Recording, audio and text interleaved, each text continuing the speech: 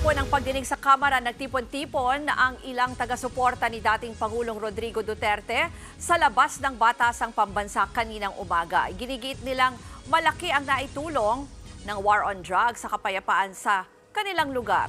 Kaugnay po niyan ay makakausap natin sa linya ng telepono si Ria Fernandez. Ria, marami bang nagpunta ng mga taga-suporta ni dating Pangulong Rodrigo Duterte?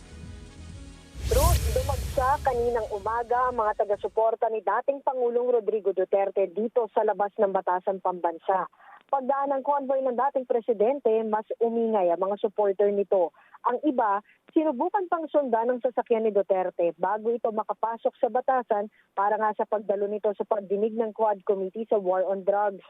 Giit ng kanyang mga taga-suporta. Malaki umano ang naitulong ng kampanya kontra iligal na droga sa pagpapanatili ng kapayapaan at kaayusan sa kanilang mga lugar. Kapansin-pansin din daw na unti-unti na naman bumabalik ang krimen at mga nagdodroga.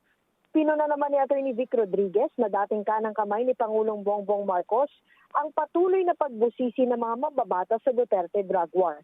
Narito ang kanyang pahayag. If they have a case against President Duterte, go file it in the court. Or in the courts kung marami. Bukas ang ating mga korte. Hindi kinakailangan ng investigation. Are they going to amend the Dangerous Drug Act of 2002? Are they going to introduce something new? Kasi kung wala, malinaw na ito ay clear case of political persecution. Ruth, sa mga sandaling ito, nasa 5 truck ng PNP ang nakita nating nakaposisyon sa magkabilang kalsada dito sa labas ng batasan habang gumugulong pa ang Quadcom hearing. Ruth? Ria, doon naman sa kabilang side, yung mga pamilya ba ng mga sinasabing biktima nitong EJK ay nandyan rin sa batasan? May nakita ka?